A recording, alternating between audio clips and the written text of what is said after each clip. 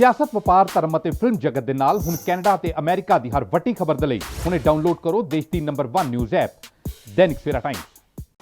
1984 ਕਤਲੇਆਮ ਦੀ ਜਾਂਚ ਵਾਸਤੇ ਸੁਪਰੀਮ ਕੋਰਟ ਨੇ ਆਪਣੇ ਆਪ ਸੰਗਿਆਨ ਲੈਂਦੇ ਹੋਏ ਕਮੇਟੀ ਬਣਾਈ ਸੀ ਕਿ ਜਸਟਿਸ ਢੀਂਗਰਾ ਦੀ ਅਗਵਾਈ ਦੇ ਵਿੱਚ ਉਹਨੇ 6 ਮਹੀਨੇ ਪਹਿਲਾਂ ਰਿਪੋਰਟ ਸੌਂਪਤੀ। ਰਿਪੋਰਟ ਦੇ ਵਿੱਚ ਬੜੀਆਂ ਗੱਲਾਂ ਲਿਖੀਆਂ ਗਈਆਂ ਸੀਗੀਆਂ। ਇਹ ਵੀ ਕਿਹਾ ਗਿਆ ਸੀ ਕੋਈ ਇੰਡੀਵਿਜੂਅਲ ਹੈਂਡ ਸੀਗਾ, ਕਿਸੇ ਦਾ ਹੱਥ ਸੀਗਾ ਜਿਹੜਾ ਕਿ ਕਾਰਵਾਈ ਪੂਰੀ ਨਹੀਂ ਹੋਈ।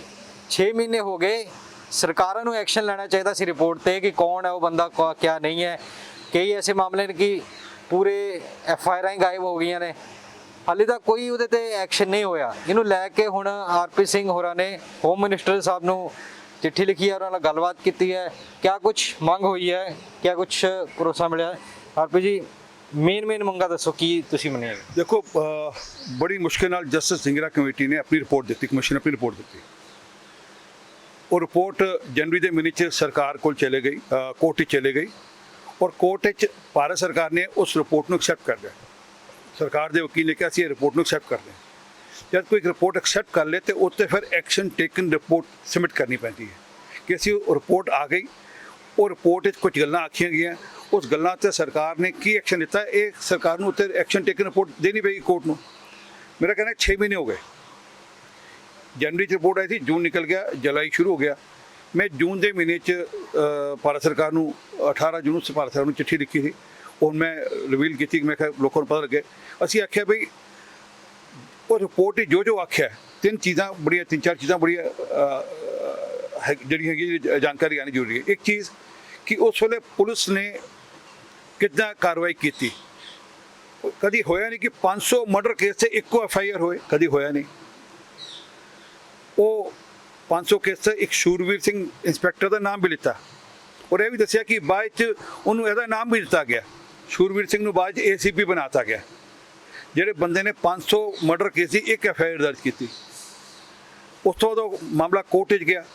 ਉਸ ਰਿਪੋਰਟ 'ਚ ਜਸਟਿਸ ਬਲ ਨਾਮ ਦੇ ਜੱਜ ਦਾ ਨਾਮ ਵੀ ਆਇਆ ਕਿ ਜਿਨ੍ਹਾਂ ਨੇ ਸ਼ੂਰਵੀਰ ਸਿੰਘ ਨੂੰ ਇਹ ਨਹੀਂ ਆਖਿਆ ਜਾਂ ਪੁਲਿਸ ਨੂੰ ਇਹ ਨਹੀਂ ਆਖਿਆ ਵੀ ਤੁਸੀਂ ਸਾਰੇ ਕਿੱਦਾਂ ਕਲੱਬ ਕਰਕੇ ਇੱਕੋ ਜਗ੍ਹਾ ਕਿੱਦਾਂ ਬਣਾ ਰਹੇ ਹੋ ਸਾਰੇ ਮਾਮਲੇ।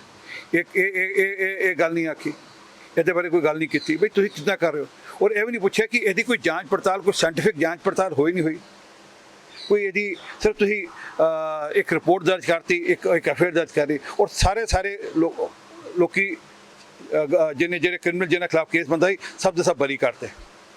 अगली गल आती है उस वेले दी एडमिनिस्ट्रेशन उत्ते, अगर सरकार कोई केस कोर्ट लैके जाती है, मर्डर होए दिल्ली 3 लोगों को मारिया गया, ਉਹਦਾ केस सरकार कोर्ट लैके जाती है और ਉਹਦੇ ਚੋਂ बरी कर देती है कोर्ट, लोअर कोर्ट।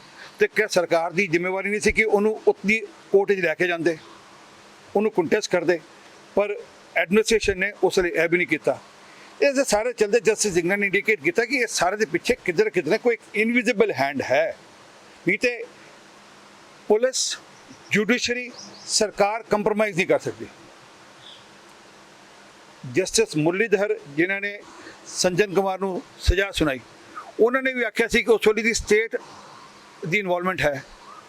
जब जस्टिस मुरलीधर कह रहे हैं स्टेट की इन्वॉल्वमेंट है, जस्टिस ढींगरा कह रहे हैं कि एक इनविजिबल हैंड है, तो ये जानकारी सानू मिलनी चाहिए कि वो स्टेट के किहड़े लोग सन, किहड़े आगू सन जिन्हां दी इन्वॉल्वमेंट हैगी सी, वो बाई नेम आइडेंटिफाई होना चाहिए, उन्होंने खिलाफ कार्रवाई होनी चाहिए। और इनविजिबल हैंड की गल हो रही है, कोई अदृश्य हाथ की गल हो रही है, वो किहड़ा इनविजिबल हैंड है, किहड़ा अदृश्य हाथ है, उसकी भी जानकारी आनी चाहिए और वो भी आइडेंटिफाई होना चाहिए और आइडेंटिफाई कर उन्होंने खिलाफ भी कार्रवाई होनी चाहिए। क्योंकि मेरली एक सज्जन कुमार कहते पैदे तो फड़ के अगर सजा दे दो तो कोई फर्क नहीं पैना जी। जिन्होंने कार्रवाई सोची की और कराई, सारे के खिलाफ कार्रवाई होनी चाहिए। और मेरा बड़ा स्पष्ट कहना है जब जानकारी आएगी तो बड़े बड़े लीडर्स ने जिन्होंने प्लानिंग की थी उन्होंने नाम ये आएगा। और मैं सरकार को रिक्वेस्ट कर रहा कि अपनी एक्शन टेकन रिपोर्ट इतने सरकार सबमिट करे कोर्ट। मेरी कोर्ट भी तारीख है 4 अगस्त को, मेरी ऐसी केस मेरी कोर्ट भी तारीख है।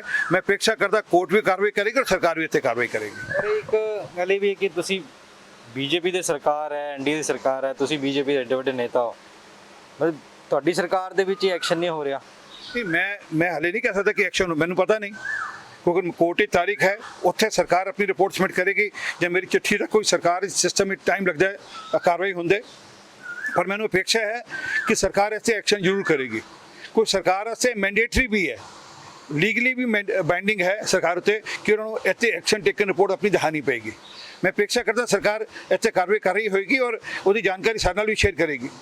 ਸਰਕਾਰ ਜਿਹੜੀ ਕਰ ਰਹੀ ਹੈ ਉਹ ਤਾਂ ਹੈ, ਜਿਹੜਾ ਤੁਸੀਂ ਕੋਰਟ ਦੇ ਵਿੱਚ ਕੇਸ ਪਾਇਆ ਹੈ, ਕਿਆ ਇੱਕ ਵੱਖਰੀ ਕਮੇਟੀ ਬਣਾਉਣ ਦੀ ਗੱਲ ਕੀਤੀ ਗਈ ਹੈ, ਇਹਦੇ ਵਿੱਚ ਕੁਝ ਹੋਰ ਹੈ? ਹਾਂ, ਮੈਂ ਸਰਕਾਰ ਨੂੰ ਮੈਂ ਕੋਰਟ ਵਿੱਚ ਕਹਿ ਰਿਹਾ ਕਿ ਅਗਰ ਸਰਕਾਰ ਆਪਣੀ ਐਕਸ਼ਨ ਟੇਕਨ ਰਿਪੋर्ट जज सबमिट करे, पर एक कोर्ट से भी गल आती है कि कोर्ट ने एक कमीशन बनाया, कमीशन ने कुछ जानकारी दी या तो उसी कमीशन द्वारा एक्सटेंड कर दें, क्योंकि उस कमीशन का मैंडेट सी 186 केसां नूं परोलन दा, 186 केसां की डिटेल कड्ढण दा जी। हुण नवा मैंडेट देवन जिहड़ी कमीशन की रिपोर्ट आई है कि इहदे पिछे इनविजिबल हैंड सी, ਉਹ ਇਨਵਿਜ਼ੀਬਲ ਹੈਂਡ ਕਿਹੜਾ ਹੈ ਉਹ ਕੋਰਟ ਦੁਆਰਾ ਐਸਆਈਟੀ ਨੂੰ ਦੁਆਰਾ ਐਕਟੀਵੇਟ ਕਰੇ, ਕਹੇਗੀ ਉਹ ਇਨਵਿਜ਼ੀਬਲ ਹੈਂਡ ਕਰਕੇ ਦੱਸੋ ਕਿਹੜਾ, ਉਹਦੀ ਜਾਣਕਾਰੀ ਕੋਰਟ ਦਾਖਲ ਕਰੇ। ਇਸ ਕਰਕੇ ਮੈਂ ਕੇਸ ਪਾਇਆ ਕਿ ਕੋਰਟ ਦੁਆਰਾ ਤੋਂ ਕਮਿਸ਼ਨ ਕਨਸਟੀਟਿਊਟ ਕਰੇ ਜਾਂ ਸਰਕਾਰ ਕਰੇ, ਜਾਣਕਾਰੀ ਲੈ ਕੇ ਆਏ। ਕਮਿਸ਼ਨ ਬਣ ਗਿਆ ਤਾਂ ਲੱਗਦਾ ਨਹੀਂ ਫਿਰ ਟਾਈਮ ਹੋਰ ਲੱਗ ਜਾਏਗਾ, ਕਿ ਉਹਨੂੰ ਵੀ ਟਾਈਮ ਲੱਗੇਗਾ ਫਿਰ? ਅਸੀਂ 35 ਸਾਲ ਹੋ ਗਏ ਉਹਨੂੰ ਲੜਾਈ ਲੜਦੇ, ਮੈਂ ਅਗਲੇ 35 ਸਾਲ ਲੜਨ ਨੂੰ ਤਿਆਰ ਹਾਂ। ਮੇਰੇ ਬਾਅਦ ਮੇਰੇ ਬੱਚੇ ਲੜਾਈ ਲੜਨਗੇ, पर ये लड़ाई लड़के रहेंगे और ये लड़ाई जेड़े उतले स्तर के लीडर जिन्होंने ये प्लानिंग की थी उन्होंने नंगा करके उन्होंने सजा दिला के रहेंगे। बिल्कुल लैटर लिखा गया है होम मिनिस्टर साहब ने कि एक्शन लिता जाए ढींगरा कमेटी की सिफारिशों से। दरअसल SIT ने कहा सीगा 186 केस 1984 कतलेआम नाल ਜਿਹੜੇ जुड़े हुए ने उन्होंने बंद कर दिता जाए। उस तो बाद कोर्ट ने पूछा ਸੀ क्यों बंद कर दिता जाए, कोर्ट ने आप सीओ मोटो ਲੈਂਦੇ ਹੋਏ ਇੱਕ ਕਮਿਸ਼ਨ ਬਣਾਇਆ ਸੀ ਢੀਂਗਰਾ ਕਮਿਸ਼ਨ।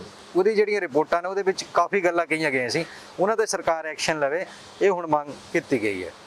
ਦਿੱਲੀ ਤੋਂ ਕੈਮਰਾਮੈਨ ਲਕਸ਼ਣ ਨਾਲ ਨਿਤਿਨ ਦੀਵਾਨ, ਦੈਨਿਕ ਸਵੇਰਾ।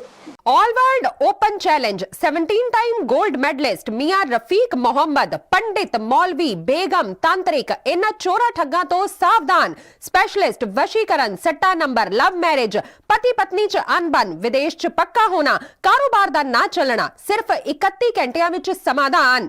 फ्री फ्री फ्री मियां रफीक मोहम्मद। मोबाइल 84 374 94 647 84 374 94 648।